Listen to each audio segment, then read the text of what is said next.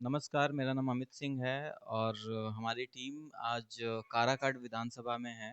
अ, आज एक खास शख्सियत के साथ हम लोग बैठे हुए हैं। इनका नाम ज्योति सिंह है।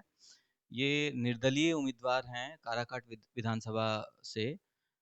इनका एक और इंट्रोडक्शन है। ये Pawan Singh, singer Pawan Singh, actor and leader Pawan Singh की वाइफ हैं, धर्मपत्नी हैं। तो आइए चुनाव के बारे में इनसे जानते हैं कि क्या चुनाव का माहौल है और क्या इनके मुद्दे हैं जिसको लेकर के ये जनता के बीच में जा रही हैं। बहुत बहुत धन्यवाद मैडम, समय देने के लिए। मैडम, आपको क्या लग रहा है, निर्दलीय आप लड़ रही हैं यहाँ से, काराकाट विधानसभा से। इतने टाइम में आपको क्या लगा, एक दिन के बाद चुनाव है, कैसा माहौल लग रहा है, क्या जनता का मूड है? ये मैं शुरू से कहते आ रही हूँ कि समर्थन और प्यार तो मुझे भरपूर मिलता है काराकाट से। इतना मिलता है कि मैं खुलेआम आज कह रही हूँ कि मुझे इतना प्यार अपने बलिया से भी नहीं मिला जितना मान सम्मान एक बेटी की तरह प्यार मुझे यहाँ पे मिलता है। पर ये भी एक फैक्ट है कि आप भीड़ को वोट नहीं कह सकते हैं कि जो भीड़ है वो आपका वोट ही है। तो क्या होना है, क्या रिजल्ट आना है, इस पे मैं मतलब कोई प्रतिक्रिया नहीं दे सकती हूँ क्योंकि लोगों का समर्थन और प्यार भरपूर मिल रहा है। लेकिन वोट, मुझे लगता है कि वोट एक ऐसी चीज़ होती है, इतना इम्पोर्टेंट होता है आपका एक वोट, इतना इम्पोर्टेंट होता है कि मेरा मानना है कि मैं जब वोट करने जाती हूँ तो मैं बहुत सोचती हूँ कि क्या इनको वोट करने से हमारा काम जो रुका हुआ है या फिर हमारा जो काम नहीं हो पा रहा है, क्या वो काम होगा। तो मुझे लगता है कि हर एक शख्सियत को ये चीज़ें सोचनी चाहिए। अ, बिना सोचे समझे वोट नहीं देना चाहिए। तो वही बात है कि हम उस चीज़ को, वो भीड़ को वोट नहीं समझ सकते हैं। बाकी मेरी पूरी कोशिश रही, हालांकि मैंने दिन रात मेहनत किया। अभी 20 दिन, मुझे मात्र 20 से 25 दिन मिला अपने चुनाव के कैंपेन के लिए, क्योंकि नॉमिनेशन मैंने बहुत लेट से किया। तो मुझे 20 से 25 दिन मिला। उस 20-25 दिन में मुझसे जितना हो पाया दिन रात करके मैंने एक एक घर, एक एक लोगों को टच किया, एक एक डोर को टच किया। पर पॉसिबल नहीं था कि 304 सॉरी 300 कुछ घर है, तो सॉरी गांव है। तो मैं 300 मतलब जितने गांव है मैं सारे गांव को टच कर पाऊँ, क्योंकि टाइम मेरे पास बहुत कम था। मैंने कोशिश ज़रूर की कि जितना मुझसे हो पा रहा है मैं करूँ। और मैं आपके चैनल के माध्यम से ये भी कहना चाहूँगी अपने काराकाट के परिवार से कि जहाँ तक मैं नहीं पहुँच पाई हूँ, जिस गांव में मैं नहीं पहुँच पाई हूँ, मैं बस आप लोगों से इतना ही कहूँगी कि हमारा आपका रिश्ता सिर्फ चुनाव तक का नहीं है। मैं चुनाव के बाद भी अगर जिस गांव में नहीं गई हूँ, मैं आके मिलूंगी आप लोगों से। रिजल्ट चाहे जो भी हो चुनाव का, मैं आगे ज़रूर आप लोगों से मिलूंगी। और मैं कोशिश करूंगी कि मैं एक एक लोगों से मिलूं, क्योंकि आप लोगों के प्यार और आशीर्वाद से मैं यहाँ तक पहुँची हूँ। तो मैं भी चाहती हूँ कि एक बार आप लोग मुझसे मिलें, मैं आप लोगों से मिलूं। तो वही चीज़ है कि क्या रिजल्ट आने वाला है इस पे मैं अभी मतलब कुछ क्लियर नहीं कर सकती हूँ। जी, वैसे मैं आपको बता दूं, मैं पूरा काराकाट विधानसभा घूम चुका हूं। तो जो फीडबैक है जनता का, खास करके वुमेन्स का, महिलाओं का, आपके लिए बहुत ही पॉजिटिव है। हर महिला के जुबान पे आपका नाम है। तो ये तो हो गई वुमेन एम्पावरमेंट की बात, जो आपने इससे पहले भी इंटरव्यू में बताया है, कई बार बोल भी चुकी हैं। क्या ज़मीनी मुद्दे हैं जिनको आपको लग रहा है कि ठीक होने चाहिए? जैसे मैं 3-4 चीज़ें बता देता हूँ बेसिक।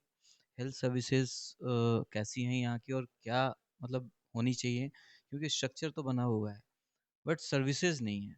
जैसे पीएमसीएच की भी मैं बात करूँ, बहुत सारे वीडियोस आते हैं। वैसे ही यहाँ का काराकाट विधानसभा के जितने भी गवर्नमेंट हॉस्पिटल्स हैं, वहाँ की के भी सर्विसेज बहुत अच्छे नहीं है। जो बेंचमार्क होना चाहिए उस बेंचमार्क पे खरे नहीं उतरते हैं। उसके अलावा एम्प्लॉयमेंट, यहाँ से पलायन बहुत ज़्यादा हो रहा है इस विधानसभा से भी। इसके बाद इंफ्रास्ट्रक्चर और रोड जो है, इंफ्रास्ट्रक्चर और इंडस्ट्रीज नहीं आएंगी तो पलायन बंद नहीं होगा। उस पर आपका क्या व्यू है? मैं पहले भी इन सब चीज़ों पे डिस्कस कर चुकी हूँ। इवन मैं आजकल मेरी वाइट में, आप अगर आपने देखा होगा तो आपने देखा होगा कि मैं डिस्कस ही इन्हीं सारी चीज़ों पे कर रही हूँ। मैं लोगों में जा रही हूँ तो ऐसा नहीं है कि मैं लोगों से जाके सिर्फ वोट के लिए अपील करती हूँ। मैं वहाँ पे जाती हूँ, मैं पूछती हूँ कि क्या तकलीफ है यहाँ पे, क्या चीज़ें हैं, क्या चीज़ें नहीं है। तो जितना मैं घूमी, जितना मैंने लोगों को जाना, जितना मैंने लोगों को समझा, मुझे विकास नहीं दिखा काराकाट में। और मैं ये खुलेआम कह रही हूँ कि कारागाट में विकास नहीं हुआ है, बिल्कुल विकास नहीं हुआ है। आप एक अच्छे सोसाइटी में, अच्छी कॉलोनी में भी जाते हैं जहाँ पे बहुत प्रोफेशनल लोग हैं, वहाँ भी अगर आप जाते हैं तो वहाँ की भी कंडीशन देखेंगे तो इतनी अजीब सी कंडीशन है। इवन जो यहाँ पे मतलब मुखिया जी लोग हैं, पंचायत के लोग हैं, मतलब उनके उनके जगह पे मैं जाके देख रही हूँ तो बहुत अ, मतलब दयनीय स्थिति है। घर के बाहर नाली बह रहा है, निकलने को रास्ते नहीं है, रोड नहीं है। छोटे छोटे जो बच्चे हैं, जो हमारे दलित समाज के बच्चे हैं, उनके लिए स्कूल नहीं है। वो पढ़ मतलब मैं जा रही हूँ, मैं पूछती हूँ बच्चों से या फिर उनके माँ से, जो उनकी माँ बहनें हैं उनसे, कि कहाँ पढ़ाते हो आप लोग, कैसे मैनेज करते हो? तो वो लोग बोलते हैं कहाँ स्कूल, वहाँ आम नहीं खाती कहाँ बाटे ऐसे वैसे। तो देखिए, है चीज़ें हैं। अगर आप एक अच्छा मतलब फील्ड देते हो उन्हें, तो हर इंसान चाहता है निकलना, और हर इंसान निकलता भी है। हर इंसान के अंदर एक जज्बा होता है कुछ करने का। तो यहाँ पे ना आप एक अच्छा स्कूल देख रहे हो, ना एक अच्छा हॉस्पिटल दिख रहा है मुझे, और मतलब कुछ ऐसा इंडस्ट्रियल चीज़ें भी नहीं है कि आप करो यहाँ पे। मतलब आपको जाना ही है, अगर आपको दो रोटी कमाना है तो आपको बाहर निकलना ही पड़ेगा, क्योंकि विकास है ही नहीं। तो बहुत सारी दिक्कतें हैं, बहुत सारी चीज़ें हैं जो लोग यहाँ पे फेस कर रहे हैं, और बुरा मुझे ये लग रहा है कि जिस काराकाट को काराकाट से जाना जाता है, उस काराकाट में विकास है ही नहीं। मतलब हम बोलते हैं कि काराकाट का 6 विधानसभा, तो काराकाट जो विधानसभा है वो उसमें विकास है ही नहीं। काराकाट की 6 विधानसभा में हम 6 विधानसभा का नाम लेते हैं, आप 6 विधानसभा में जाइए, ठीक है। लेकिन जो दयनीय स्थिति काराकाट की है, जो मैंने देखा, वो देख के मुझे बहुत बुरा लगा कि काराकाट को हम काराकाट से जानते हैं, लेकिन यहाँ पे कुछ विकास हुई नहीं है। यहाँ जो स्कूल्स हैं वो तो हैं, बट पढ़ने के लिए बच्चे कम हैं। और जो दलित समाज के बच्चे हैं उनके लिए उस तरह की पढ़ाई, उस तरह की व्यवस्था नहीं है जो होनी चाहिए। टीचर्स की बहुत कमी है, हॉस्पिटल में डॉक्टर्स की बहुत कमी है। तो आप जो बात बोल रही हैं बहुत ही ग्राउंडेड बात बोल रही हैं। ज़्यादातर बड़े नेता जो होते हैं वो ये सारी बातें, ये समस्याएं बताते नहीं हैं, क्योंकि उनको पता है कि वो पॉलिसी मेकर रह चुके हैं। चाहे मैं कोई किसी भी बड़ी पार्टी की का नाम ले लूँ, एनडीए हो एनडीए में भाजपा हो, या फिर दूसरी उनकी समर्थित पार्टियां हों, या फिर जेडीयू हो, या फिर आपको महागठबंधन की पार्टियां हों। उसमें सबसे बड़ी पार्टी जो लालटेन जिसका सिंबल है, वो इन लोगों से मैंने सबका इंटरव्यू लिया हुआ है, लेकिन इन्होंने कभी भी इस चीज़ को बोला नहीं है जो ग्राउंड पे मुद्दे हैं, जिसको लेकर के एक नेता को लोगों के बीच में जाना चाहिए। तो अब जैसे तेजस्वी जी ने बोला है कि हर घर से एक नौकरी मैं दूंगा जब हमारी सरकार बनेगी, तो उसके बाद माई बहन एक योजना लेकर के वो आएंगे, उनका ये कमिटमेंट है, उनके मैनिफेस्टो में है। उसमें एक सर्टेन अमाउंट यहाँ के महिलाओं के अकाउंट्स में जाएंगे। तो इस पर आपका क्या व्यू है? मतलब ये हो सकता है ये, या फिर जुमला है? क्या आपको नहीं लगता है कि पूरा बजट ही उसके बराबर नहीं है जो उन्होंने अनाउंस किया हुआ है? मेरा मानना है कि आप चंद रुपए देके कितना किसी की मदद कर सकते हैं। आप रोजगार दीजिए ना, आप उन्हें विकास की तरफ ले जाइए। अगर आप एक अ, जैसे विधानसभा में अगर आप एक विधायक देते हैं, और लोगों द्वारा चुना जाता है एक विधायक, तो आप अपने नेता से कहिए कि वहाँ पे आप अपने विधानसभा में विकास के लिए करिए, और अपने विधानसभा में चीज़ें लाइए। हम बाहर नौकरी जाके क्यों लें, या फिर चंद रुपए हम अपने अकाउंट में क्यों लें? आप हमें मतलब महिलाओं के अकाउंट में पैसा क्यों डालना? उन्हें सशक्त क्यों नहीं बनाना? उन्हें मतलब एजुकेटेड क्यों नहीं बनाना? उन्हें ऐसा व्यवस्था क्यों नहीं देना कि वो किसी भी उम्र में अगर चाह रही हैं। देखिए, एक समय होता है ना, जब आपको रियलाइज़ होता है कि काश मेरे पास टाइम होता, और काश मैं आज से शुरुआत कर पाती, ठीक है? तो हम कुछ ऐसा क्यों नहीं करते हैं कि जिसको लगे कि हमें आज से, मेरे पास समय हो तो हम आज से शुरुआत करें। तो वो काम, उस पे हम काम क्यों नहीं कर सकते? बहुत सारी महिलाएँ हैं ना, जो अफ़सोस करती हैं कि हमारा समय निकल गया, काश हमारा समय वापस आ गया होता और हमें समय मिलता तो हम करके दिखाते। सोचिए, अगर वैसी महिलाओं को, मैं सिर्फ़ महिलाओं की बात नहीं कर रही हूँ, मैं हर ऐज के बुज़ुर्गों की भी बात कर रही हूँ, महिलाओं की बात कर रही हूँ, इवन कई सारे जेंट्स भी हैं जो नहीं पढ़ पाते हैं किसी भी रीज़न से, लेकिन एक टाइम आता है जब रियलाइज़ होता है कि काश हमें मौका मिलता तो हम कर सकते थे। तो मेरा मानना है कि हम क्यों ना कुछ ऐसा करें कि जब रियलाइज़ हो तभी से स्टार्ट करें। और यकीन माने आप, जब आपको रियलाइज़ हो और तब से शुरुआत आप करते हैं ना, तो उसका एक जज़्बा ही अलग होता है करने का।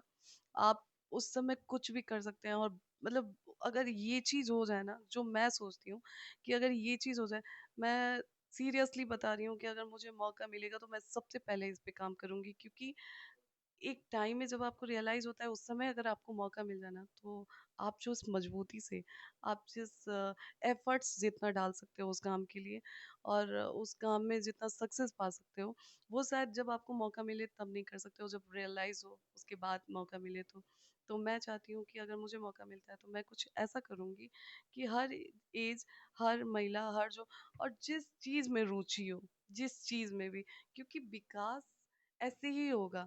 ऐसा थोड़े है कि अगर मुझे पढ़ाई में इंटरेस्ट नहीं है, मुझे म्यूज़िक में इंटरेस्ट है, तो हमारे पास म्यूज़िक के लिए कुछ है नहीं। मैं चाहती हूँ कि मैं ऐसा कुछ करूँ कि हर इंसान जिसको जो पसंद है, जिसको जो रुचि है, वो करे और आगे बढ़े और विकास की तरफ बढ़े, अपने लिए 2 रोटी खुद कमाए। ये मेरी सोच है। जी। अच्छा, एक सवाल आपसे रहेगा, थोड़ा पर्सनल है, चाहे तो आप स्किप भी कर सकती हैं, वो आपकी वो है, आपका राइट है। पवन सिंह जी के बारे में मैं पूछना चाहूँगा कि वो किसी भी आपके चुनावी कैंपेन में आए नहीं, तो आपको क्या लगता है वो आते तो कुछ फ़र्क पड़ता या फिर आप एक्सपेक्ट कर रही थी उनको? ये मैं जब चुनाव के मैदान में उतरी थी, तो मुझे पता था कि मैं अकेले हूँ। और मैं अपने काराकाट के परिवार के भरोसे उतर रही हूँ, मैं अपने वहाँ की जनता के भरोसे उतर रही हूँ।